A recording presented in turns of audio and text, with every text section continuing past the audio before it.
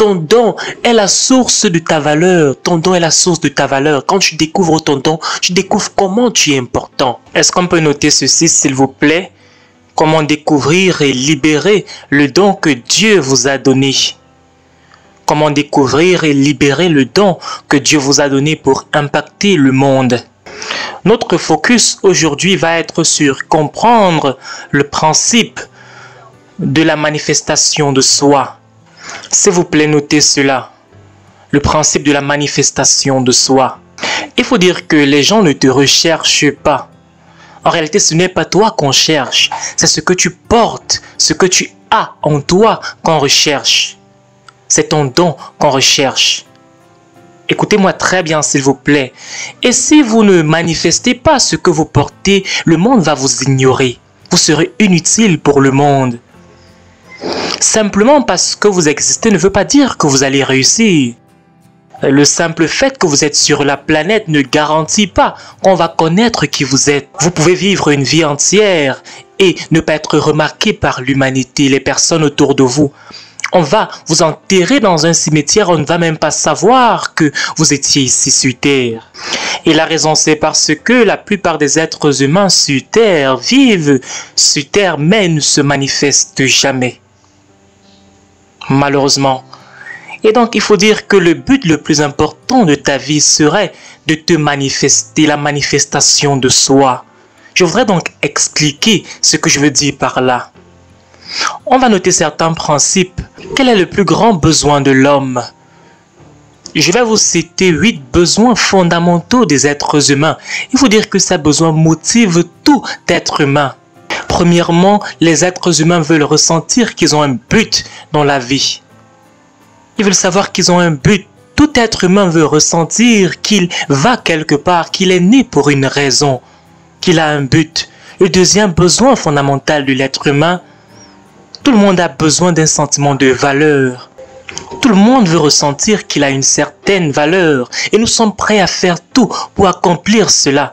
Et souvent même des choses stupides, mais on veut ressentir que nous avons de la valeur. Et le troisième besoin, tout le monde veut se sentir important. Personne dans cet auditorium ou les personnes qui écoutent ce programme aujourd'hui, pendant que nous sommes en train de diffuser partout dans le monde entier, personne ne veut refuser le fait qu'il veut se sentir important. C'est la raison pour laquelle les gens se vêtissent d'une certaine façon. Souvent on se coiffe d'une certaine façon. Pourquoi? Parce qu'on veut se sentir important. On peut mettre une couleur étrange sur les cheveux. Pourquoi? Parce que la motivation est très profonde. Et cela a tout à voir avec ses besoins. Ce ne sont pas juste des désirs, mais ce sont des besoins fondamentaux des êtres humains. Le quatrième besoin, c'est le besoin de savoir que tu comptes. Tu comptes. Si tu ignores quelqu'un, c'est une blessure profonde. Et je pense que tout le monde ici a déjà ressenti la puissance quand on vous ignore. Quand on fait comme si vous n'êtes pas là. Quand on ne vous salue pas. Comment est-ce que vous vous sentez? Quelqu'un que vous connaissez vous rencontre mais ne vous adresse pas la parole. Comment est-ce que vous vous sentez? Ce sentiment, c'est un besoin fondamental. Quand on choisit tout le monde pour un devoir, pour une équipe, dans une équipe, et qu'on ne te choisit pas, cela te blesse profondément. Pourquoi? Parce que tu veux savoir que tu comptes. Cela est un besoin. Tu veux ressentir que tu es important. Et le sixième besoin de l'homme, c'est quoi? De l'être humain, c'est quoi? C'est de savoir que votre vie a un sens. On veut savoir qu'il y a un sens pour notre vie, que nous ne sommes pas ici par accident, que nous ne sommes pas juste là pour manger et respirer l'oxygène et ensuite mourir. Non, tout le monde veut savoir que sa vie compte, que sa vie a un sens, qu'il y a un contexte à notre vie. On veut savoir qu'on a été envoyé sur la planète et après cela, il y a une vie. Il y a un sens à tout cela et tout le monde recherche cela. Il y a des personnes qui recherchent cela dans la religion, dans le yoga, qui recherchent cela dans des spiritualités, dans la méditation, dans plusieurs pratiques et dans les explorations scientifiques. C'est la raison pour laquelle on part même dans les autres planètes parce qu'on veut savoir si on est les seuls ici. Est-ce qu'il y a un sens à cette vie? Est-ce qu'il y a un sens à ce qu'on appelle l'univers? C'est un besoin fondamental de la vie. Le prochain besoin de l'être humain, c'est quoi? Parce que c'est important de comprendre ces choses. Il faut dire que tous les êtres humains veulent avoir un sentiment d'accomplissement. C'est la raison pour laquelle tu veux payer tes factures. C'est la raison pour laquelle tu veux acheter une voiture, compléter un devoir. Parce que tu veux savoir que j'ai accompli quelque chose. Tu veux des médailles. On veut terminer des choses. On va avoir des diplômes. On va être fiers de nous-mêmes. C'est un besoin fondamental de l'être humain. Et le dernier besoin de l'homme, il faut dire, c'est de ressentir, c'est ce besoin de ressentir qu'on a un pouvoir personnel. Est-ce qu'on peut dire ensemble le pouvoir? Dans toutes mes recherches, je suis venu à découvrir et à comprendre que tous les êtres humains ont besoin. Ils poursuivent le pouvoir. Cela m'a choqué. Je vais expliquer. Peut-être vous croyez être différent. Et moi-même, je recherche le pouvoir. On a besoin de ressentir qu'on a un certain pouvoir. Je vais définir cela pour vous. Le pouvoir, c'est la capacité de contrôler vos circonstances. Tous les êtres humains veulent ressentir qu'ils peuvent contrôler leurs circonstances. C'est la raison pour laquelle on est déprimé quand nous sommes incapables de résoudre certains problèmes. On ressent qu'on n'a pas de puissance, qu'on est impuissant. Quand le médecin te dit qu'on a découvert un cancer dans ton corps, comment est-ce que tu te sens quand on a découvert cela? Tu viens de perdre ta puissance sur ton corps, tu te sens impuissant. Quand on te dit que ton enfant est anormal, a un problème de santé, tu te sens impuissant. Quand on te dit que l'entreprise va fermer ses portes et que tu vas être licencié, que tu vas perdre ton travail, tu viens de perdre ton pouvoir. Comment tu te sens quand un bandit entre dans ta maison et vole tout ce qui se trouve, tout ce qui est précieux, et que tu n'as pas la capacité de récupérer cela? Tu te sens violé parce que tu n'as pas eu le contrôle sur la situation. Ce désir pour le pouvoir est un besoin fondamental. C'est un besoin de l'homme, de l'être humain. Et le dernier besoin, c'est le besoin de réussir. On a le besoin de succès. Peu importe ta définition du succès, c'est toi qui peux décider de cela, mais tout le monde va avoir le sentiment de « j'ai réussi ». On déteste échouer. On déteste de ressentir qu'on n'a pas accompli quelque chose. Je discutais avec une jeune dame récemment. Et c'était en Afrique du Sud. Et cette femme m'a fait part de ce que son patron a des problèmes. Et le patron, c'est le directeur général d'un hôtel luxueux. Mais il se trouve qu'il avait des problèmes. Nous sommes devenus amis avec le temps. Et quand je vais en Afrique du Sud, je discute avec lui. Il est comme un disciple aujourd'hui pour moi. Il a lu mes livres, il a été sauvé. Et nous avons causé ensemble puisque j'ai appris à partir de sa collègue, de son employé, qu'il a des problèmes. Et il a dit son mariage est en train de tomber. Nous avons discuté pour à peu près 2 heures de temps. Et ensuite, il m'a accompagné dans ma chambre d'hôtel parce qu'il était manager de cet hôtel où je dormais. Et donc, on a discuté ensemble encore 1 heure de temps. Je lui ai donné des conseils, j'ai prié pour lui. Et quand il était en train de sortir, cet homme qui était très bien vêtu, très beau costume, très belle coiffure, un homme puissant, un très bel homme, il s'est tourné et il m'a tenu. Il a commencé à pleurer comme un enfant. Et tout ce que je pouvais faire à ce moment, c'était de le tenir parce qu'il pleurait entre mes bras. Il pleurait amèrement. Il m'a dit, tu es comme mon père. Parce que je n'ai pas de père, je n'ai personne à qui m'adresser par rapport à cette situation. Je n'ai personne avec laquelle je peux partager cette douleur. Et je lui ai dit, pleure parce que je suis ton père, il n'y a pas de problème. Je peux t'aider. Et il me disait pendant qu'il pleurait que j'ai échoué. J'ai échoué, j'ai échoué. C'est le sentiment que vous avez quand votre mariage s'écroule. Personne ne veut échouer. Tout le monde veut réussir. Tout le monde a ce besoin de réussir. Tout le monde va avoir le sentiment de j'ai réussi. J'ai accompli ce que je voulais faire. C'est un besoin de l'homme, un besoin fondamental de l'être humain. Quand tu n'accomplis pas tes objectifs, tu n'es pas heureux. Tu as un sentiment d'échec.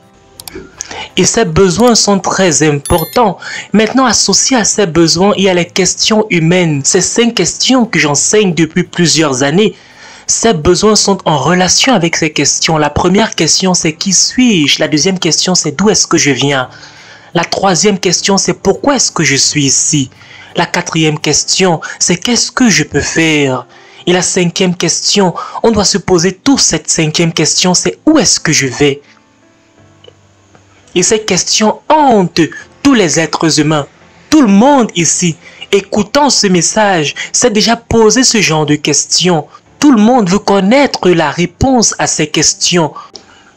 Que vous soyez dans un palais ou bien dans une cabane, tout le monde veut connaître la réponse à ces questions. Ces questions sont toujours dans votre pensée.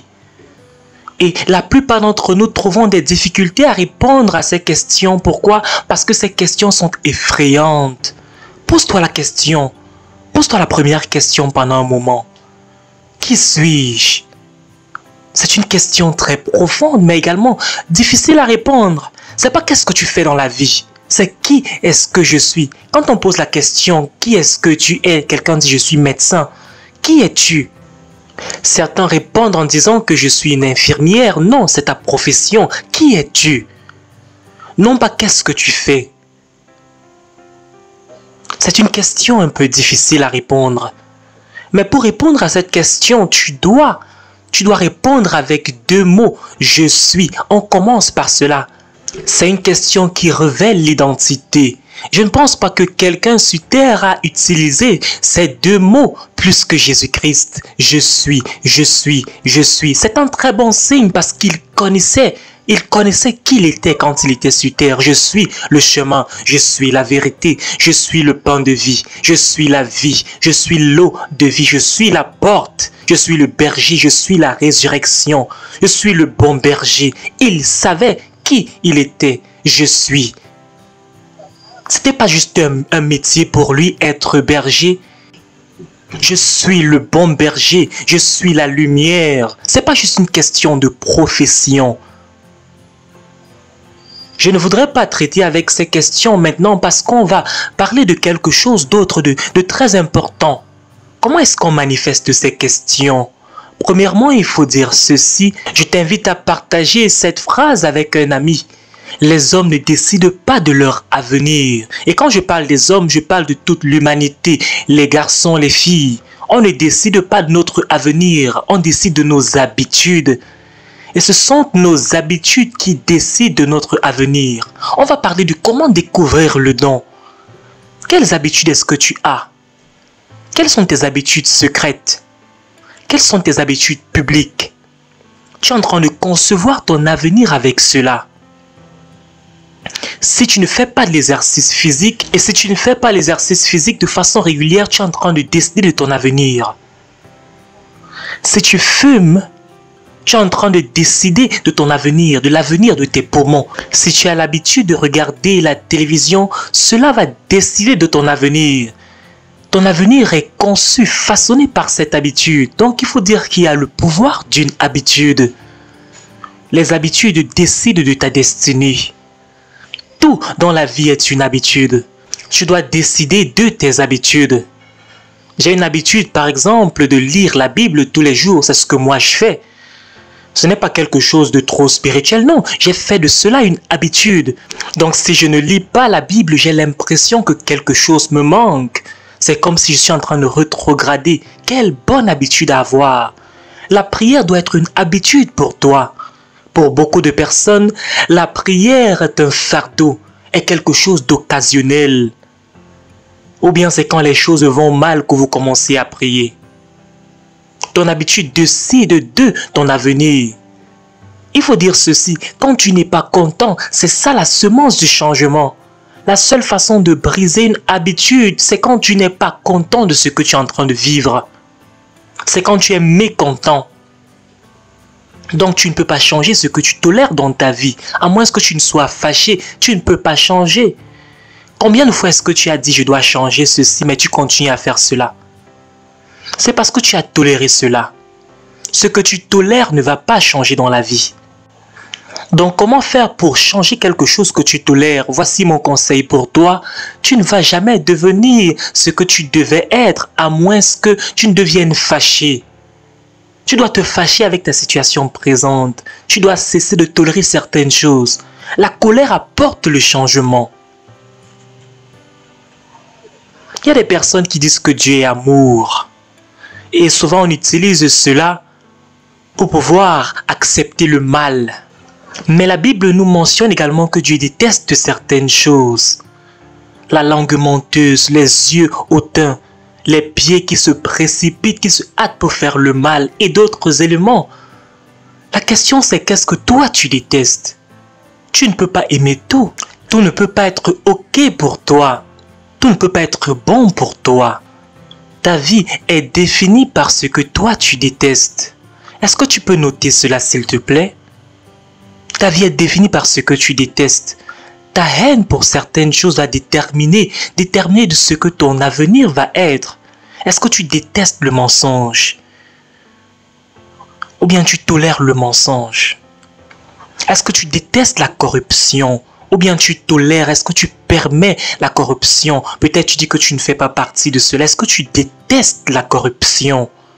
Ce que tu ne détestes pas, tu vas permettre dans ta vie. Et ce que tu permets dans ta vie, tu ne vas jamais changer. Comment est-ce que cela est en relation avec ton don? Je vais vous donner un élément de réponse dans un moment. Est-ce qu'on peut noter ceci? Ce que tu as été créé pour faire, tu le possèdes maintenant en toi. Ceci est un principe divin. Qu'est-ce que j'ai dit? Ce que je suis né pour faire, je possède déjà cela en moi maintenant. Je possède cela maintenant.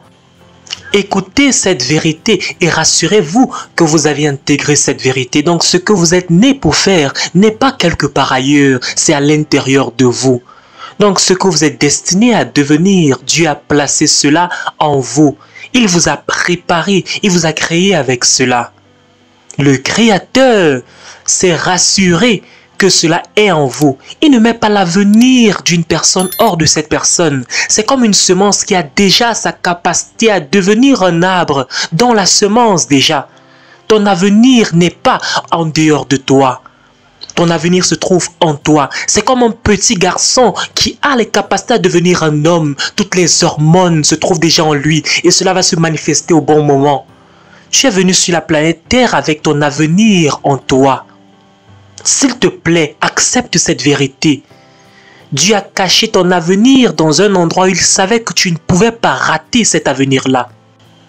Généralement, sur la base de la culture, on nous enseigne d'aller rechercher un avenir ou d'aller vers ta destinée, ou on te dit d'aller rechercher la volonté de Dieu pour ta vie. Quand je grandissais en tant que petit garçon et je participais au culte ecclésiastique, on nous demandait d'aller rechercher la volonté de Dieu. Et donc j'allais rechercher la volonté de Dieu, comme la plupart d'entre vous, mais moi je n'ai jamais trouvé cette volonté. Parce qu'il faut dire que la volonté de Dieu n'est pas cachée quelque part. Non, c'est en vous. La volonté de Dieu se retrouve en vous. Je ne m'attendais pas à ce que ce soit le cas, que ce soit en moi. On ne m'a jamais dit de rechercher cela en moi. Et même Dieu t'aime tellement que sa volonté n'est pas un mystère. Est-ce que vous le saviez? J'espère que vous comprenez. Il a caché cela en vous. Il sait que vous ne pouvez pas rater cet endroit. On peut le dire maintenant que tu as été envoyé sur terre pour pouvoir relâcher ton don, ton potentiel caché, pour le relâcher sur la terre.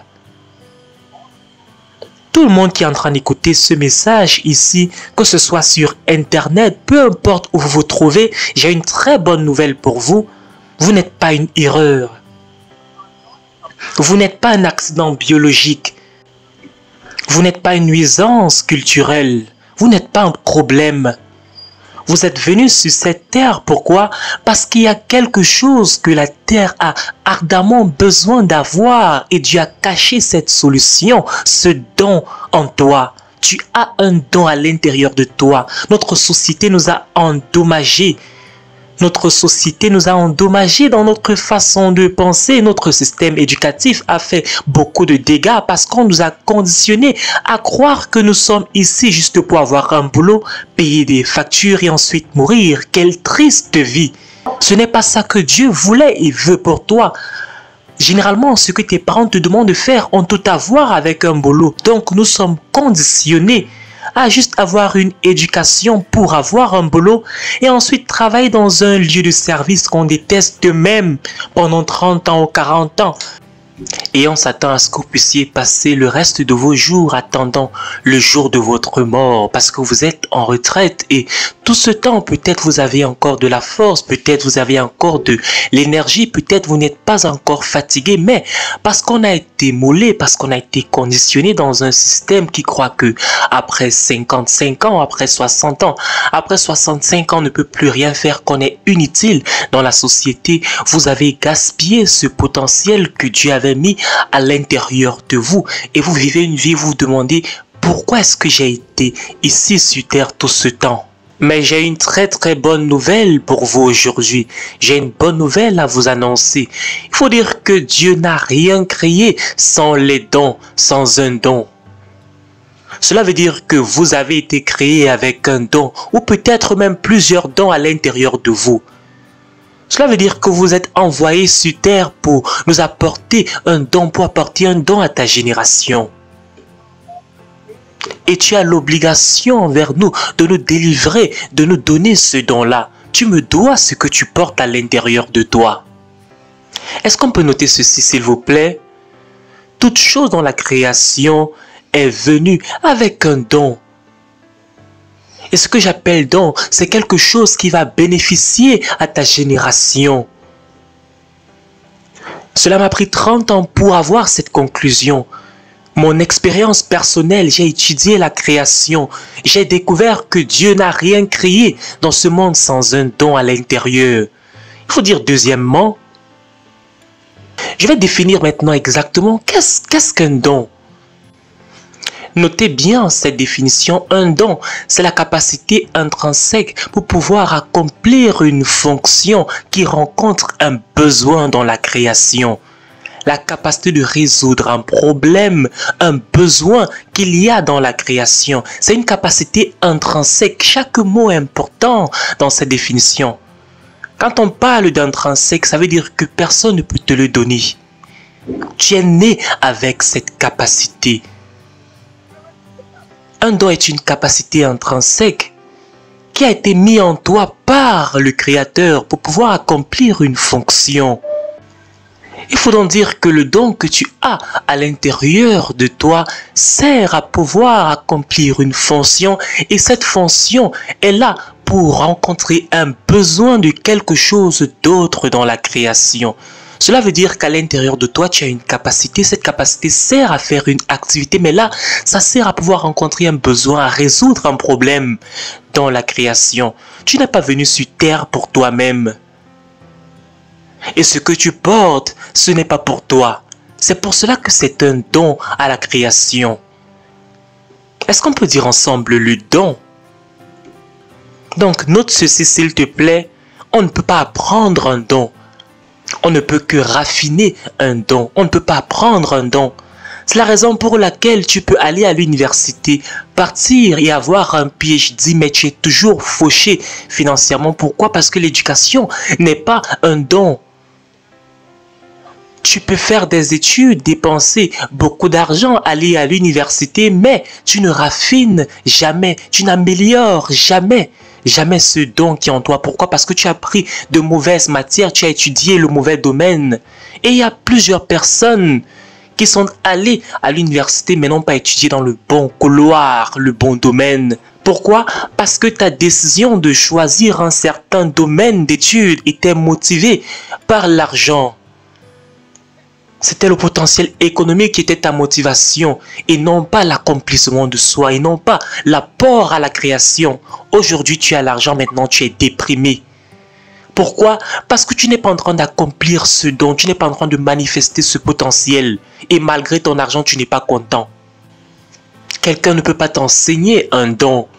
S'il te plaît, jeune homme, jeune femme, ne cherche pas à l'école à avoir ton don parce que ça ne se trouve pas à l'école. Tu ne peux que raffiner, améliorer ton don à l'école si tu as déjà découvert cela. On ne peut pas imposer les mains sur toi et te donner un don. On peut imposer les mains juste pour stimuler ton don, mais pas pour te donner un don. Aucune prophétie ne peut te donner d'avoir un don. Une prophétie peut juste te stimuler le don qui se trouve déjà en toi. Cela est intrinsèque. Est-ce qu'on peut noter ce prochain point, s'il vous plaît? Le don, par conséquent, c'est la source de ta valeur. C'est la source de valeur pour la créature. Je suis tellement fier que tu sois ici parce que si tu comprends ceci aujourd'hui, tu ne vas pas suivre la foule.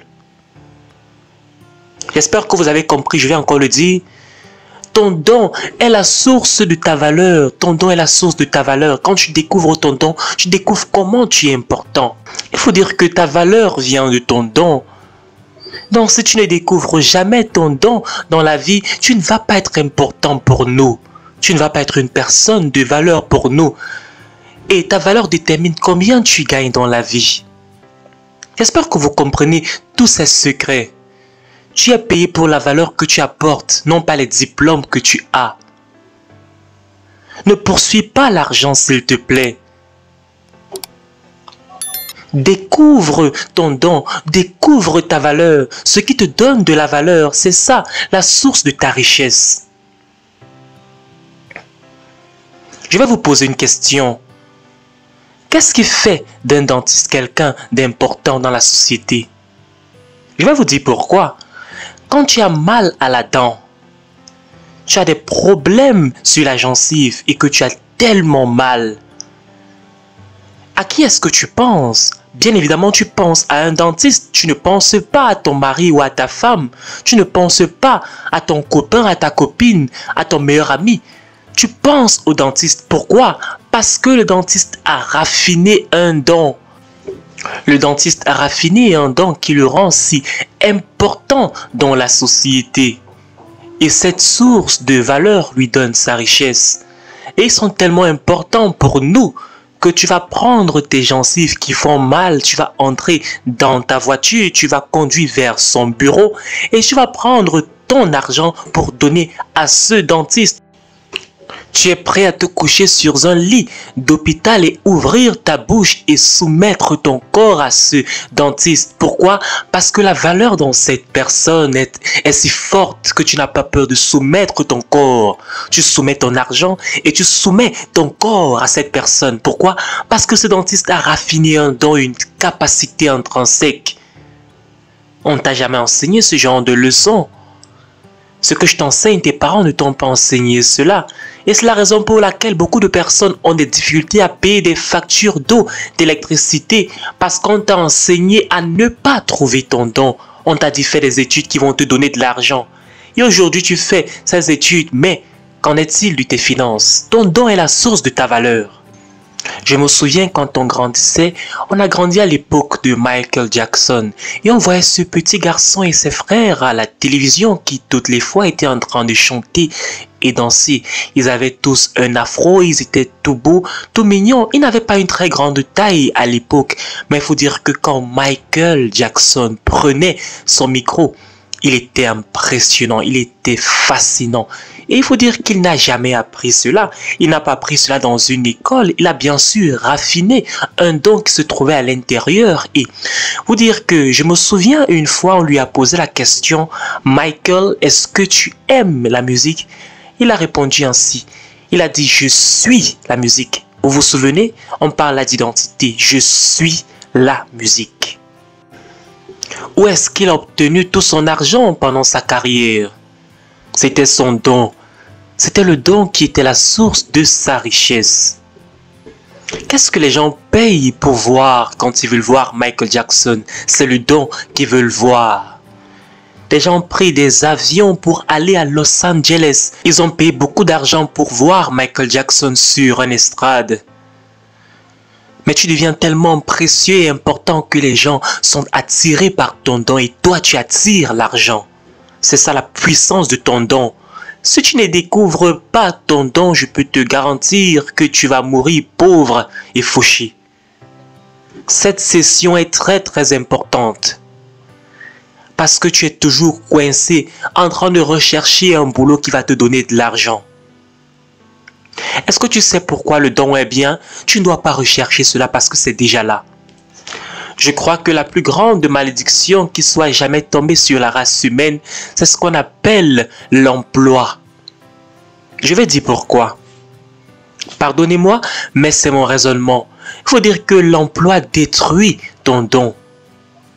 Cela t'empêche de pouvoir réfléchir même au sujet de ton don.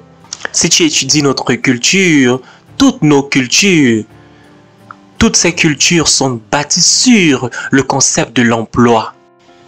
Quand tu vas dans une salle de classe, quand tu vas à l'université ou bien même au lycée, c'est très rare, c'est difficile, presque jamais existant d'avoir un enseignant te poser la question « Qu'est-ce que tu penses qu'est ton don? Est-ce que tu connais ton don? Est-ce que tu as découvert ton don? Est-ce que tu connais tes capacités intrinsèques ?» On te pose plutôt la question « Tu veux faire carrière dans quel domaine?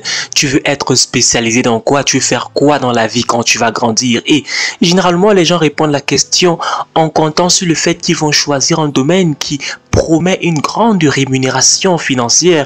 On veut bien un domaine qui nous promet d'être riche demain. Je vais être médecin, je vais être ingénieur, même si on n'est pas doué dans le domaine, même si on n'a pas des compétences, même si on n'a pas un talent dans le domaine, même si on n'a pas un don dans le domaine, on veut bien choisir un métier qui nous promet un meilleur avenir, quitte à ce qu'on soit frustré dans l'avenir. Le plus important pour le moment, c'est l'argent, et quand bien même on finit par poursuivre une carrière dans le domaine, on finit pour beaucoup par être triste, à être frustré dans ce domaine. On te pose pas la question, est-ce que tu connais, est-ce que tu as découvert ton don, est-ce que tu connais ce que tu peux faire toute la journée sans même rechercher de façon primaire ou d'abord l'argent?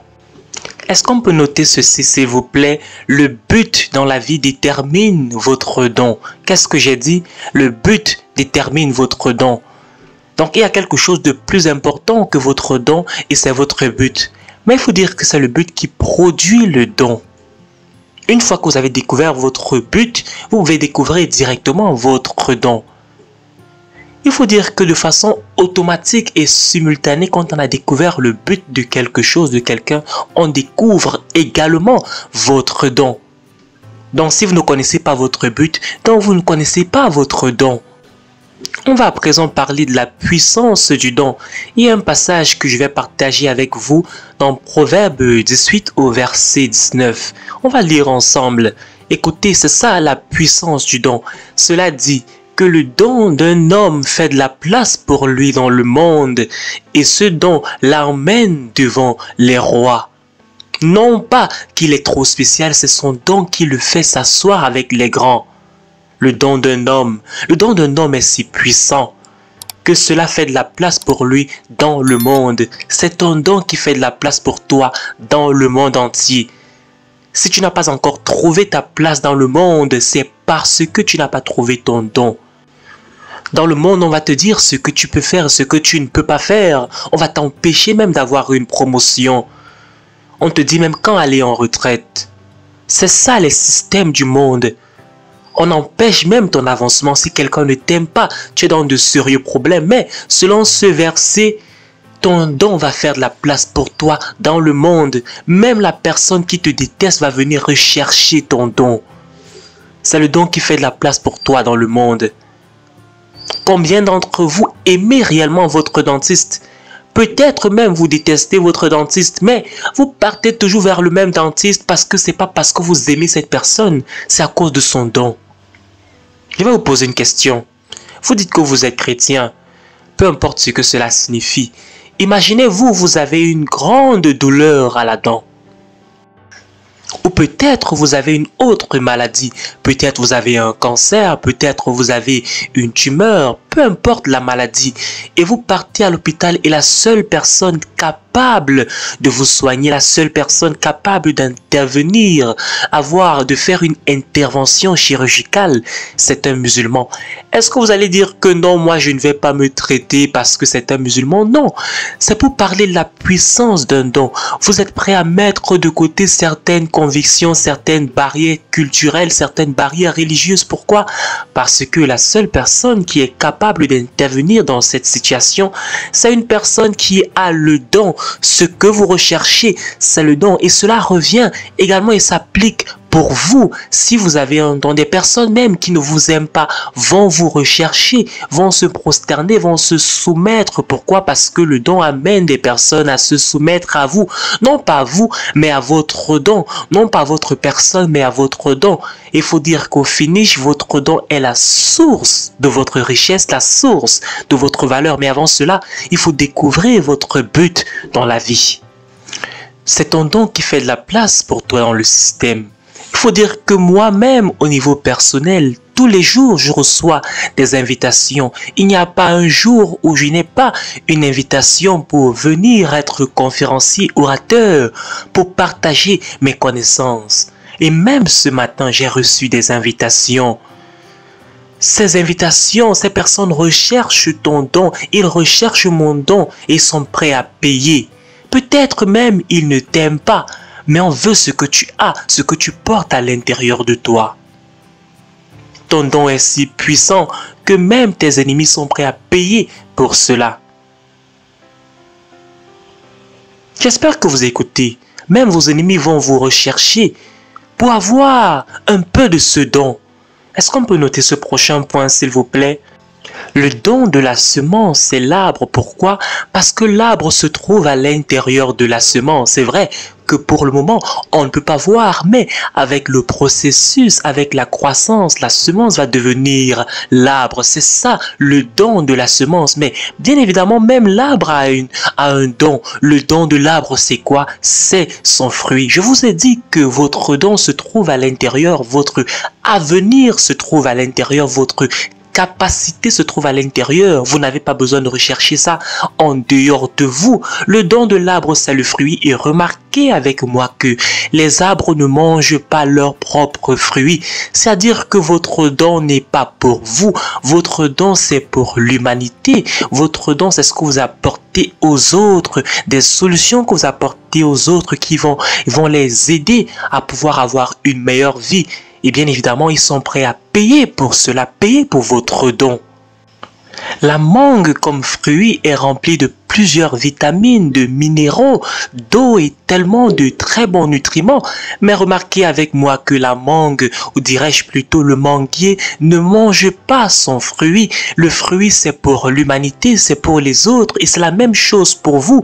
Votre don, c'est pour les autres. Également, je dois ajouter que les dons sont tellement puissants que vous êtes prêts à faire tout pour avoir le don quand le don est utile pour vous. Moi, quand j'étais encore un petit garçon, je pouvais sauter au travers de la clôture de mon voisin juste pour accéder à son manguier et accéder aux mangues. Il y avait même des chiens dans sa concession, mais j'étais prêt à faire tout pour accéder à ces mangues. J'étais encore un petit garçon, j'étais pas encore enfant de Dieu, je voulais les mangues avec mes amis. Mais c'est pour dire que les gens sont prêts à traverser les barrières pour accéder à votre don. Il y a des personnes qui m'écrivent depuis l'Australie et disent que Dr Miles, nous sommes prêts à payer 10 000 $ en billet d'avion pour que tu viennes en Australie et on va te payer 5 000 $ américains de l'heure pour pouvoir partager ta connaissance, partager ton don avec nous. Je vais vous poser une question. Quand vous allez vers un manguier, qu'est-ce que vous recherchez? Est-ce la mangue ou bien vous recherchez les feuilles, les écorces et tout cela? Non, vous recherchez la mangue, c'est le fruit, c'est le don que vous recherchez. En d'autres termes, on n'est pas supposé être attiré par vous, la personne, non. On est supposé être attiré par votre don, ce que vous portez, ce que vous avez raffiné, ce que vous apportez pour la nature, pour la créature, pour la création, pour les gens autour de vous. Et peut-être même les gens autour de vous ne vous aiment pas, mais ils sont prêts à mettre leur orgueil de côté. Pourquoi? Parce qu'ils veulent accéder à votre don, accéder à votre fruit, accéder à ce don précieux que Dieu vous a donné. Il y a un frère dans cette église qui a un spa et moi j'ai un problème, c'est que je ne peux pas masser mon propre dos. Et donc qu'est-ce que je fais? Je suis obligé de partir soumettre mon corps et mon argent à cette personne, à ce frère, pour pouvoir avoir son service de massage. Il faut dire que certaines personnes travaillent pour 20 dollars de l'heure, 10 dollars de l'heure, 5 dollars de l'heure. Dans son spa, c'est 160 dollars de l'heure. Son don qui se trouve dans ses mains le rend riche, juste en travers avec ses mains. Et vous pouvez dire que non, masser tout cela, je ne considère pas ça comme important. Il ne faut pas poursuivre des études dans ce domaine. Pourtant, dans ce domaine, il y a beaucoup d'argent quand tu sais comment le faire, quand tu as un don dans le domaine. Je vous ai dit tout à l'heure que le don de la semence, c'est l'arbre et que le don de l'arbre, c'est le fruit. Mais il faut dire que même les feuilles ont un don, les feuilles de ce manguier. Quel est le don de la feuille? C'est l'oxygène, bien sûr. Je vous ai dit que tout dans la nature, tout ce que Dieu a créé vient avec un don. Il n'y a rien sur cette terre qui n'a pas de don. Et toi, tu n'es pas exclu. Toi également, tu as un don. Et c'est la raison pour laquelle on nous demande de ne pas couper des arbres. On nous demande de pouvoir planter de nouveaux arbres. Pourquoi? Parce qu'on a besoin d'oxygène, parce que sans oxygène, on va tous mourir. Et c'est la raison pour laquelle on demande de ne pas construire tellement de routes, de couper les arbres et tout cela. Et c'est la raison pour laquelle si on coupe ces arbres, cela va entraîner de sérieuses conséquences. C'est la même chose pour toi. Si aujourd'hui tu venais à disparaître, tu nous prives de ton don. Et surtout si c'est prématuré, si tu meurs de façon prématurée, si tu es en train de nous priver de ton don. Et c'est la même chose comme ne pas découvrir ton don. Si tu ne découvres pas ton don, tu es un voleur générationnel. Tu viens de nous priver. Nous tous, nous avons besoin de ce que tu peux apporter, mais si tu ne découvres pas ce don, tu viens de priver la création de ce que toi, tu pouvais apporter. J'ai découvert quelque chose, chers amis. J'ai découvert que quand des gens se rendent compte que tu es important pour eux, ils sont prêts à financer pour ta maintenance. Bien évidemment, c'est comme si vous découvrez qu'un arbre vous produit du fruit. Qu'est-ce que vous faites? Vous mettez de l'engrais, vous arrosez, vous rassurez que la plante est en bonne condition, vous êtes prêt à tailler pour qu'il y ait une meilleure croissance. Si votre docteur, si votre infirmier, s'il y a une structure, vous êtes prêt à payer pour soutenir tout cela parce que cela est important pour vous. C'est ce qu'on fait avec des personnes qui sont importantes pour nous, des personnes qui apportent leur don à la création. Si vous découvrez ce que vous avez et que vous faites savoir cela et que des gens commencent à découvrir et à aimer votre fruit, bien évidemment, on va commencer à vous maintenir, on est prêt à vous payer. Pourquoi? Parce que vous avez démontré votre importance dans la société. Quel est le don de l'oiseau? Le don de l'oiseau, c'est sa capacité à s'envoler. Et quel est le don du poisson? Le don du poisson, c'est sa capacité de nager. Mais est-ce que vous constatez avec moi que le poisson n'a pas fait des cours de natation? Ou bien que l'oiseau n'a pas fait les cours d'aviation? Pourquoi? Parce que ces choses ne sont pas apprises. Ces choses sont intrinsèques. Vous êtes né avec votre don.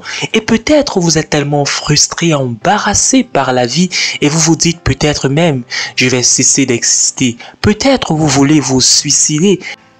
Je veux te dire que tu es chargé de potentiel, tu es plein de dons, tu es plein de choses que tu n'as pas apprises, des choses que Dieu t'a données parce que bien évidemment, pour ton succès sur la terre, il fallait bien être important à un certain niveau et Dieu s'est rassuré que tu as quelque chose en toi que tu peux apporter dans le monde qui va faire de la place pour toi dans le monde entier. À présent, on va parler de Jésus-Christ, de son don, parce que Jésus-Christ lui-même avait un don et il a plusieurs fois proclamé et déclaré cela dans les Écritures. On va voir cela à présent.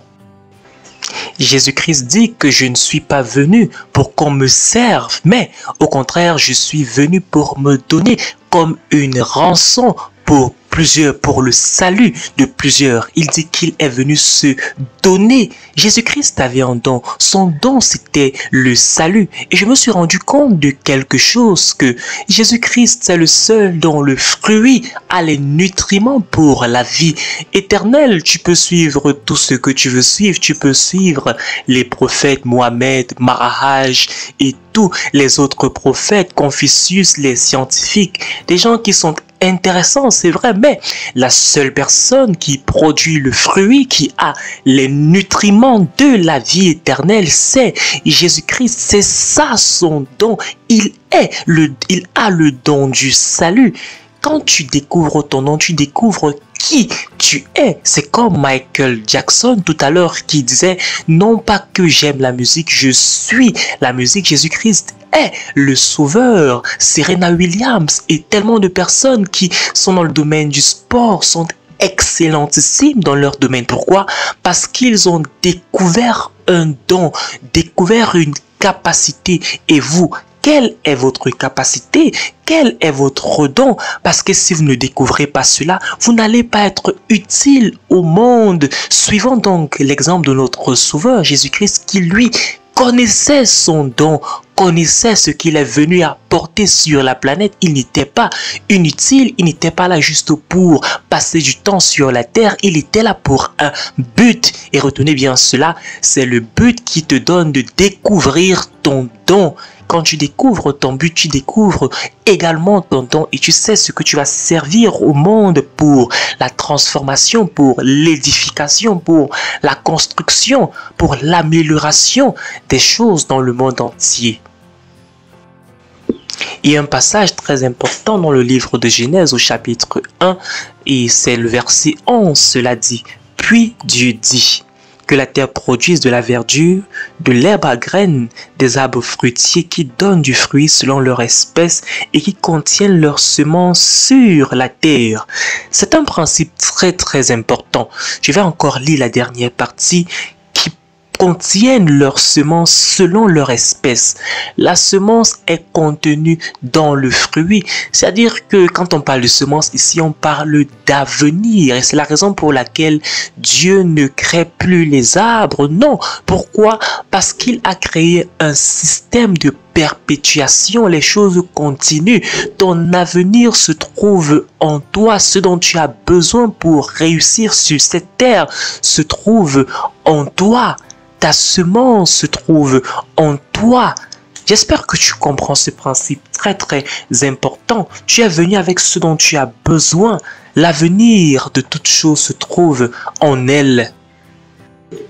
Il y a un passage biblique que j'aime beaucoup, cela se trouve dans 2 Corinthiens et cela dit celui qui pourvoit la semence au sémeur. Je vais m'arrêter à ce niveau.